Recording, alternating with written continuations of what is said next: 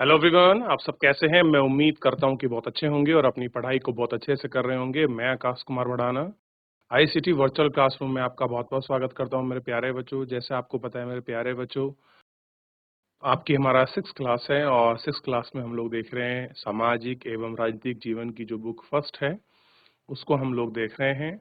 और उसमें हमारा चल रहा था नगर प्रशासन, यानी कि जो शहर की व्यवस्था है उसको हम देख रहे थे। हमने बेसिकली काउंसलर के बारे में पढ़ा, जो पार्षद होते हैं, कैसे हर वार्ड से एक जो है पार्षद चुना जाता है, कैसे वो अपने क्षेत्र का यानी कि जिस वार्ड के से वो चुने जाते हैं उनका प्रतिनिधित्व करते हैं। और नगर निगम का जो प्रमुख होता है वो मेयर होता है। और आपका प्रशासनिक अधिकारी के रूप में जो आयुक्त होता है, नगर आयुक्त, जिसे हम आम रूप में तापक कमिश्नर कहते हैं, उनके विषय में पढ़ा कि कैसे काम करता है। और हमने ये भी देखा कि नगर निगम का काम क्या है, सफाई करना, पानी, जल सुविधा, स्कूल, हॉस्पिटल, यानी कि बेसिक जो हमारी इंफ्रास्ट्रक्चर की नीड है और इंफ्रास्ट्रक्चर को डेवलप करने का जो शहर में काम है वो किसका है? वो आपका नगर निगम का है। कहीं पर जहाँ पर जनसंख्या अधिक होती है वहाँ पर महानगर निगम होते हैं, जहाँ पर जनसंख्या कम होती है वहाँ पर नगर पालिका, नगर परिषद, नगर पंचायत इत्यादि का गठन किया जाता है जनसंख्या के आधार पर। इतना पढ़ चुके थे, देख चुके थे, अब चलते हैं इससे आगे। आपके सामने है, तो बहुत सारी चीज़ों को हम लोगों ने पिछले चैप्टर में आपका देख लिया था और इसमें भी हमने पढ़ा। तो कितने बच्चे ऐसे हैं जिन्होंने घर पर जाकर इसको रिवीजन किया है? एक बार गौर करके मेरे को बताइए, कितने बच्चों ने घर पर जाकर इसको रिवीजन किया? मैं उम्मीद करता हूँ कि अधिकतर बच्चों ने इसको रिवीजन कर लिया होगा। कोई डाउट किसी प्रकार का अगर आपका बनता है तो आप इसे देख सकते हैं, महसूस कर सकते हैं। क्लियर है?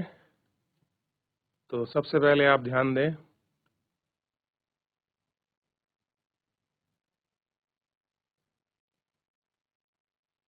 नगर प्रशासन चैप्टर नंबर 7 आपके सामने है। क्लियर है? लाइट टूटने को कहानी को लेकर कहानी शुरू हुई थी और उसी के साथ हमने देखा कि हमने कैसे आपका नगर निगम के बारे में जाना, क्या होता है नगर निगम। उसके बाद हमने पढ़ा नगर निगम की जिम्मेदारी क्या होती है। खाला से हमने बहुत सारी चीज़ों को पढ़ा। खाला का मतलब होता है मौसी। यास्मीन खाला ने बताया कि नगर निगम का काम क्या है, कैसे पार्षद चुनते हैं, क्या कुछ है, कैसे उनकी प्रशासनिक इकाई जिम्मेदारी काम करती है। इन सभी को हम लोग बहुत अच्छे से गौर कर कर पढ़ चुके थे, देख चुके थे, जान चुके थे। शेष आगे बढ़ते हैं। यहाँ तक कोई डाउट, किसी का कोई क्वेरी? आगे पढ़ लीजिए आप, आगे देख लें।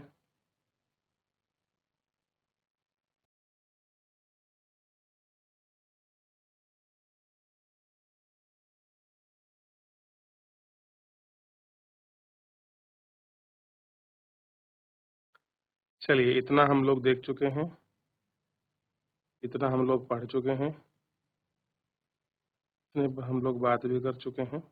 ठीक, अब थोड़ा सा नीचे देख रहे हैं और नीचे हम समझने का प्रयास करेंगे। अब चलिए, हमको यहाँ से आगे बढ़ना है। यहाँ तक हम लोग देख चुके थे नगर निगम के बारे में। कोई बच्चा है जो लाइव जुड़कर आपका चैप्टर को पढ़े? कोई भी बच्चा किसी स्कूल से जो चैप्टर को पढ़े? कोई बच्चा किसी भी स्कूल से? देख लें आप एक बार, कोई पढ़ना चाहता है तो बच्चा पढ़ लें। चलिए, आगे शुरू करें। हम शुरू करते हैं, चैप्टर की तरफ बढ़ रहे हैं। चलिए, आप ध्यान देंगे।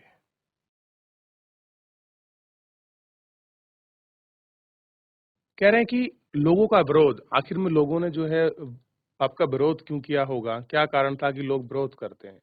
यास्मीन खाला ने अपनी बात जारी रखी। मोहल्ले की औरतें इन सबसे बड़ी नाराज थीं। वे सलाह लेने में मेरे पास आईं। मैंने उन्हें कहा कि मैं विभाग के किसी अधिकारी से इस मामले की बात करने की कोशिश करूंगी, मगर मैं निश्चित तौर पर यह बात नहीं कह सकती कि इतने समय वहाँ लगेगा।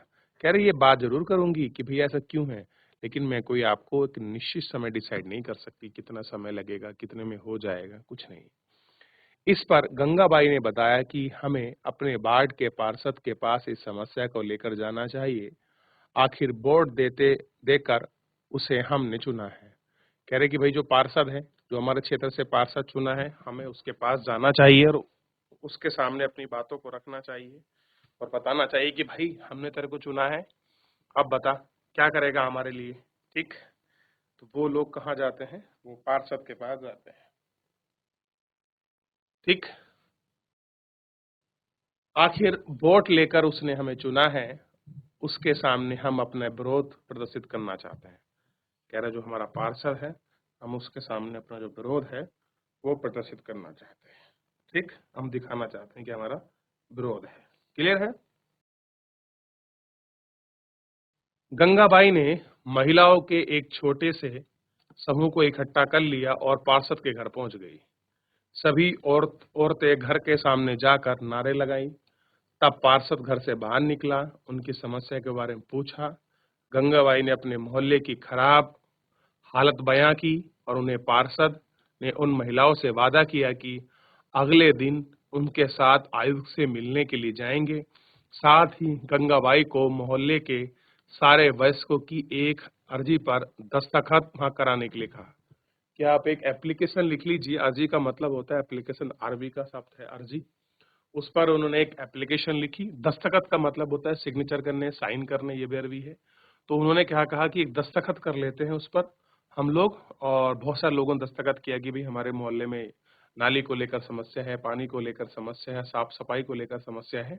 पार्षद के साथ एक समूह, महिला समूह कहाँ पर गया? नगर आयुक्त। नगर आयुक्त मतलब आपका नगर में सबसे बड़ा प्रशासनिक अधिकारी, जिसको हम कहते हैं आपका कमिश्नर।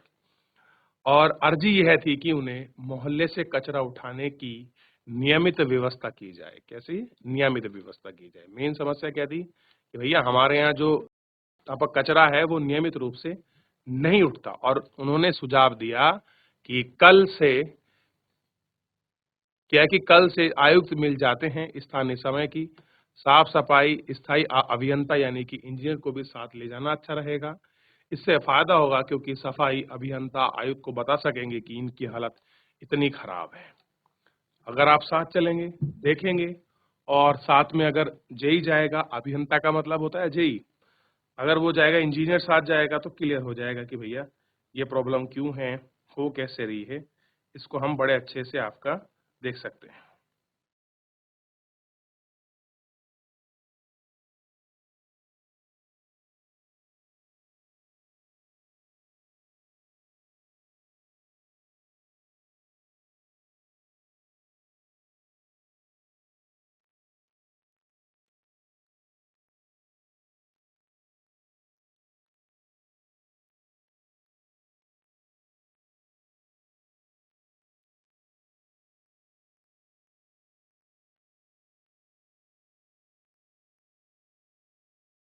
देख लिया? आगे बढ़ें।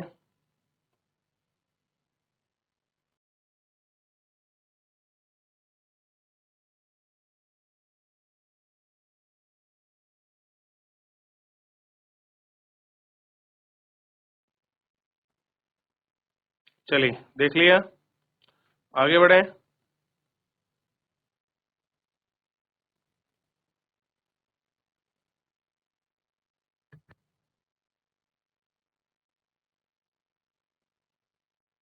चलिए आगे बढ़ जाते हैं, आगे बढ़ के देखते हैं।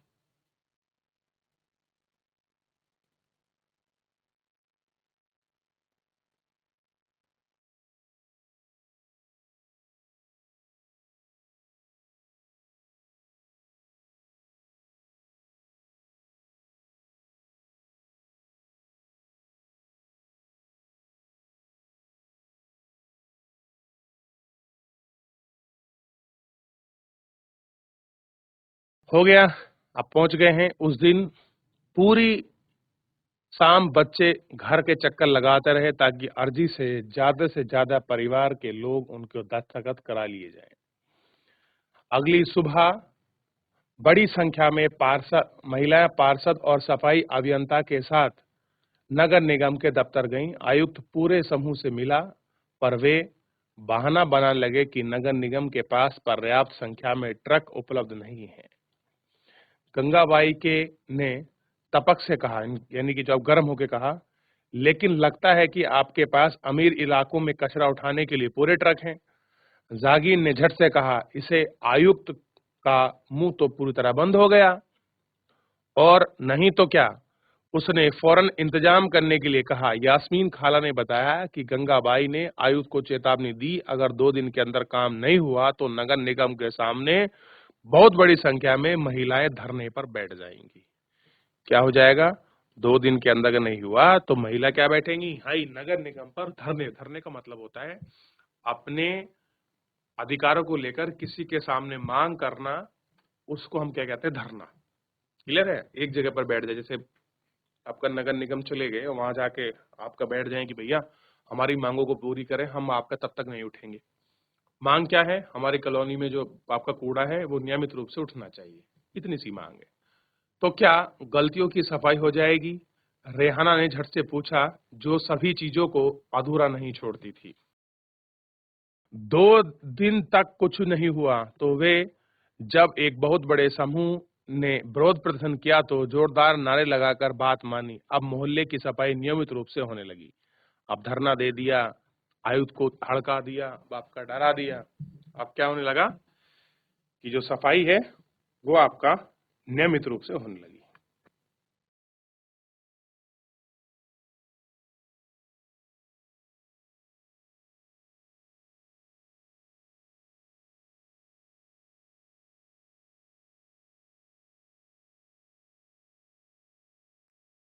चलिए, देख लिया।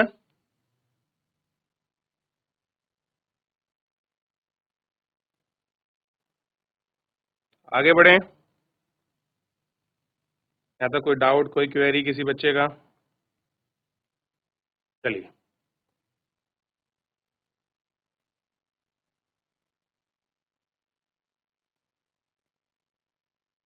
ठीक।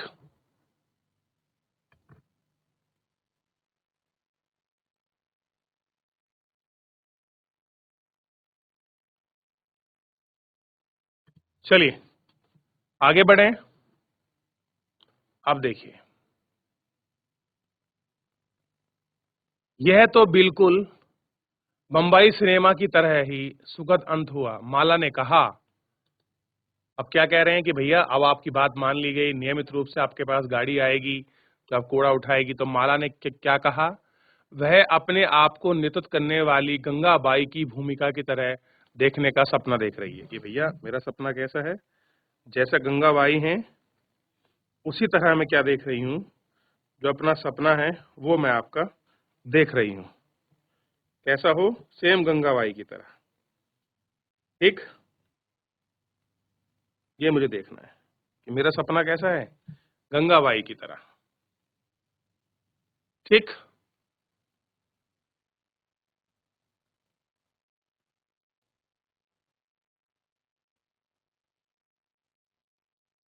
चलिए अब देखते हैं। मोहल्ले में गंगाबाई की खास इज्जत थी और लोग उन्हें बहुत मानते थे, मगर उनका कारण उन्हें अब समझ आया कि अब लोग क्या थे, गंगाबाई को बहुत मानते थे। जिस तरह से उन्होंने काम किया है गंगाबाई ने, लोग कहते थे कि बहुत अच्छी हैं गंगाबाई। और हाँ, उनके बारे में जो लोगों के विचार थे वो काफी अलग थे कि गंगाबाई काम कैसे करती हैं। लोग जो था अब वो उनको समझने लग गए थे गंगाबाई को कि नहीं, गंगाबाई ही हैं जो सही काम में है। ठीक। अब देखिए, बच्चों ने खाला का शुक्रिया अदा किया। शुक्रिया का मतलब होता है थैंक यू बोलना, धन्यवाद बोलना। और जाने के लिए उठ खड़े हुए। जाते जाते रेहाना ने कहा, खाला बस एक आखिरी सवाल और है। घर के पास जो कूड़ादान है वो भी गंगाबाई का सुझाव था। अब कह रहे कि भाई गंगाबाई ने कहा कि कूड़ा लगेगा, ये सब उठेगा, उन्होंने पूरे आंदोलन किए, कैसे कैसे करके हमने देखा। खाला हंसने लगी, बोली, अरे नहीं नहीं नहीं, यह तो नगर निगम ने ही सुझाव दिया है कि हम खाने पीने और गीले गलने वाली 5 चीजों को आपके कूड़ादान में डाल दें। कह रहे जो ये कूड़ादान लगा है, जो आप देखते हैं घरों बहुत सारे जो कहीं गली मोहल्ले में लोहे के कूड़ेदान लगे होते हैं, लोग उसमें अपना कूड़ा आपका डंप करते हैं। कह रहे ये जो आपका कूड़ा गिरा है, ये कूड़ा जो है किसने गिरा है, कैसे गिरा है, ये जो आपका रखा हुआ है क्या ये भी गंगाबाई की देन है या फिर नगर निगम ने? उन्होंने कहा नहीं नहीं, ये सब नगर निगम ने किया है। प्लास्टिक, कांच जैसे ना गलने वाली चीजों को दूसरे कूड़ेदान में। अब आप देखते होंगे आपके यहाँ दो प्रकार के कूड़ेदान आते हैं। एक वो होता है जिसमें सब्जी, अंडे के छिलके, गीले कूड़े गिरे जाते हैं। एक में आपका प्लास्टिक और कांच को डाला जाता है। जब हम अपने कचरे की छटाई करते हैं तो नगर निगम वालों का काम थोड़ा आसान हो जाता है। अगर हम पहले ही साफ करके गिरेंगे तो यकीन मानिए जो आपका नगर निगम वाले हैं, ठीक, क्या होता है, आसान हो जाता है।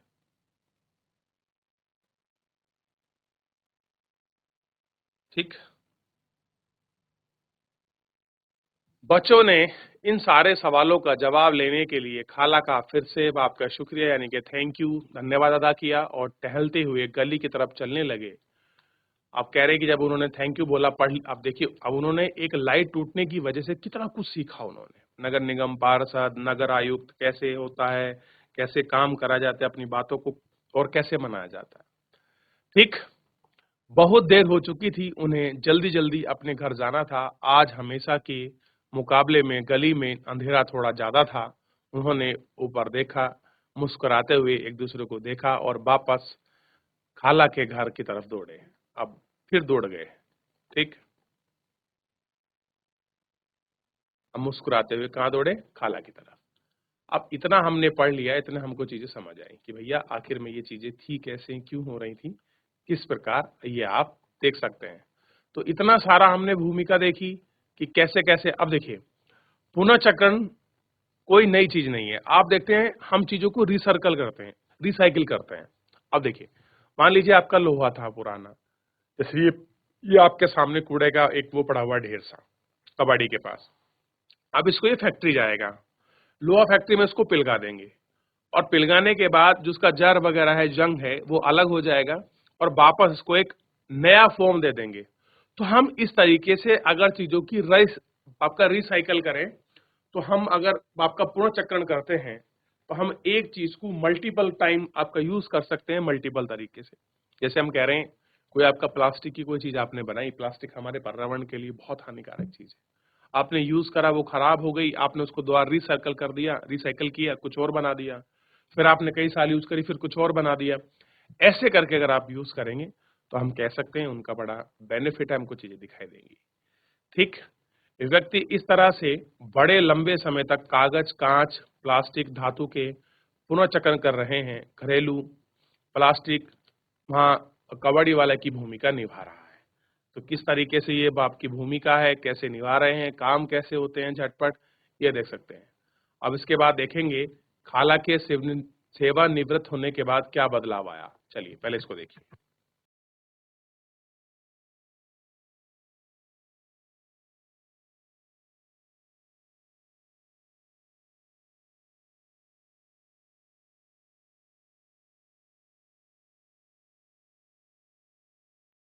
हो गया, देख लिया आप लोगों ने।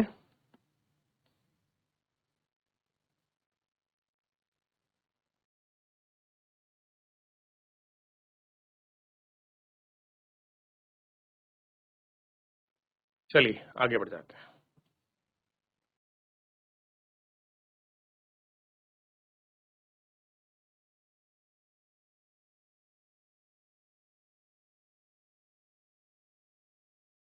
चलिए, देख लिया, आगे बढ़ रहे हैं। अब देखिए खाला के सेवानिवृत्त होने के बाद क्या बदलाव आया। यास्मीन खाला ने बच्चों को,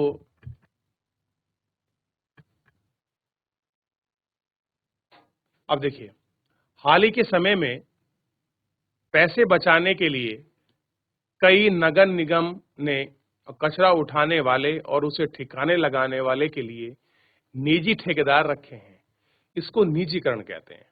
अब क्या होता है, जैसे बहुत जगह कचरा उठाना है तो क्या करते हैं, उस क्षेत्र का आपका ठेका टाइप में दे देते हैं कि हम, ये हमारा क्षेत्र है, ये कोई वार्ड है, इसका आपको पूरा साल भर का कचरा उठाना है और आपको ये पैसे मिलेंगे, कुछ भी अमाउंट वो आपका फिक्स कर लेते हैं, इतने पैसे आपको मिलेंगे, ठीक? और उसी पैसे के हिसाब से क्या करना है, उसी के हिसाब से आपको मैनेज करना है अपनी चीज़ों को, ठीक? क्या करना है? मैनेज करना है कि क्या कुछ रहेगा और कैसे कुछ रहेगा, ये सब आपको देखना है, ठीक? और इसी व्यवस्था के अनुसार आपका ठेका व्यवस्था चलती है।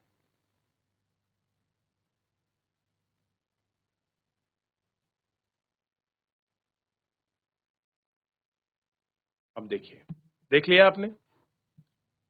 इसको निजीकरण कहते हैं, इसका मतलब है कि जो काम पहले सरकारी कर्मचारी करते हैं, वे अब निजी कंपनियां करती हैं।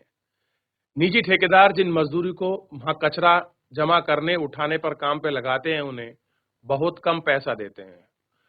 मजदूरों को नौकरी अस्थायी है, वहां कचरा उठाना काफी खतरनाक भी हो सकता है।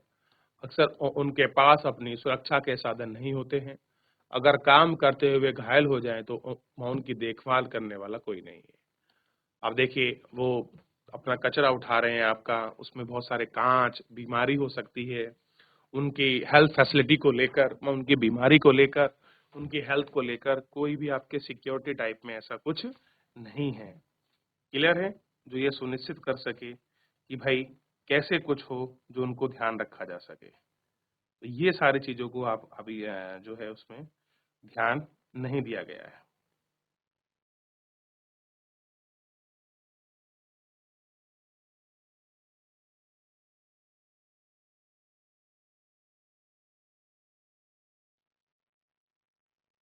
क्लियर है?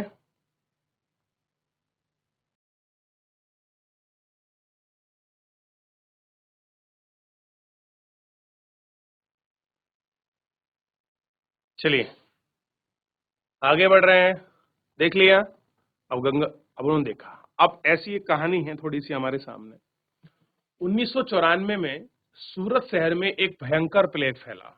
बहुत पुरानी बात करा, 1994 में। उस टाइम तो जो था प्लेग बहुत कम हो गया था, लेकिन सूरत में फिर भी फैला। कब फैला? 1994 में।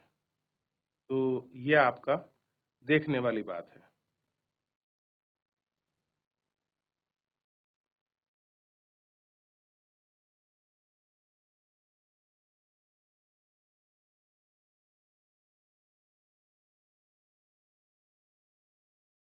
सूरत भारत में सबसे गंदे शहरों में से एक था। कह रहे उस जमाने में सूरत बहुत जो आपके डर्टी पॉलिटी थी, मतलब जो आपका पोल्यूशन था या बहुत गंदे रूप में रहता था, जहाँ सफाई नहीं थी, उनमें से एक था। आज के समय में नहीं है। लोग घरों का, होटलों का कूड़ा भी कूड़ा कचरा पास के नालों या आपके सड़कों में फेंक देते थे, और ये आज भी आम है। आपके घर में कोई नाला हो या कूड़ा, उसमें फेंक देते हैं। इससे सफाई कर्मचारी को वहां कूड़ा उठाने और वहां से ठिकाने लगाने में काफी मुश्किल होती थी। ऊपर से नगर निगम अपना काम नियमित रूप से नहीं कर रही थी। इस स्थिति में और भी स्थिति बदतर हो गई, और कह रही कि इस चीजें क्या हो गई, और भी बदतर हो गई, बिगड़ती चली गई, हालत खराब हो गई। और आप देख सकते हैं, प्लेग हवा के जरिए फैलता है। ध्यान दीजिए, वायरस है, वायरल की तरह एकदम फैलता है। लोगों को प्लेग हो जाए तो वह दूसरों से अलग रहना पड़ता है। सूरत में उस साल बहुत लोगों ने अपनी जान गंवाई। करीब 3 लाख से अधिक लोग शहर छोड़ना पड़ा। प्लेग के डर से यह अनिवार्य कर दिया गया कि नगर निगम मुस्तैदी से काम करे, सारे शहर की अच्छी तरह से सफाई हुए। आज की तारीख में चंडीगढ़ भारत का सबसे शहर साफ और दूसरे स्थान पर सूरत है। सोचिए, एक जमाने में सबसे गंदा था, आज सूरत है। क्या आप जानती हैं कि आपके मोहल्ले में कब और कितना कूड़ा उठाया जाता है? क्या आपको लगता है कि सभी मोहल्लों में उतनी ही बार ही कूड़ा उठाया जाता है? नहीं। आइए इस पर फिर आपकी चर्चा करें। अब बताइए, जो सबसे गंदा था वो सबसे सुंदर बन गया, और वो भी दूसरे नंबर पर।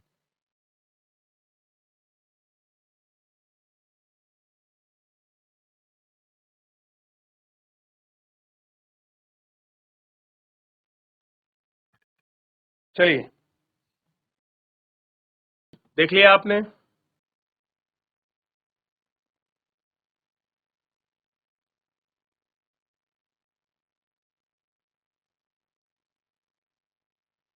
अब देखिए, आप ऐसा चित्र को देख सकते हैं कि कितनी गंदगी है हमारे शहरों में, कैसे कूड़ा-कचरा जो है, वो आपका भरा हुआ है।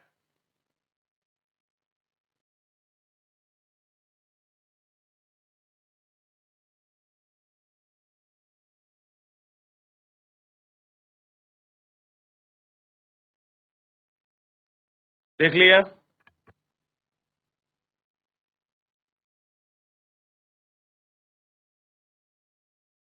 चलिए, आगे बढ़ रहे हैं। अब आप देख सकते हैं, क्या आप चाहते हैं कि आपके यहाँ कुछ ऐसा रहे?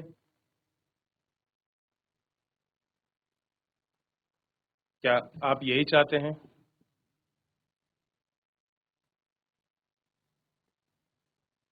चलिए, तो आपने देखा कि नगर निगम का काम क्या है, ज़िम्मेदारी क्या है, किस तरीके से अपना काम करता है, किस तरीके से अपना काम निभाता है, इस सारी चीज़ों को हम लोग देखेंगे।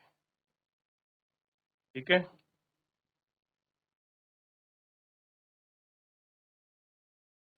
चलिए, ठीक? यहाँ तक कोई डाउट, कोई क्वेरी? तो अब पूरा नगर निगम का फंक्शन एक जनरल रूप में जो है आपके समझ आ गया होगा कि आखिर में नगर निगम का जो काम है वो होता कैसे है और किस प्रकार से करते हैं। चलिए, ध्यान दीजिए। तो बच्चों, बेसिकली ये आपको क्लियर हो गया होगा कि नगर निगम जो है उसका काम क्या है, क्या कर सकता है और उसकी जिम्मेदारी क्या है, और लोगों की भागीदारी और जागरूकता से नगर निगम और कैसे अच्छा काम कर सकता है। इन सब चीज़ों के विषय में आपने पढ़ने का, जानने का प्रयास किया है। फिलहाल जो है मेरे प्यारे बच्चों, आज के इस लेक्चर में इतना ही। मिलेंगे नेक्स्ट लेक्चर में, तब तक अपना ध्यान रखिए, स्वस्थ रहिए, अपनी पढ़ाई को बहुत अच्छे से करते रहिए। मुझसे जुड़ने के लिए आपका बहुत बहुत धन्यवाद।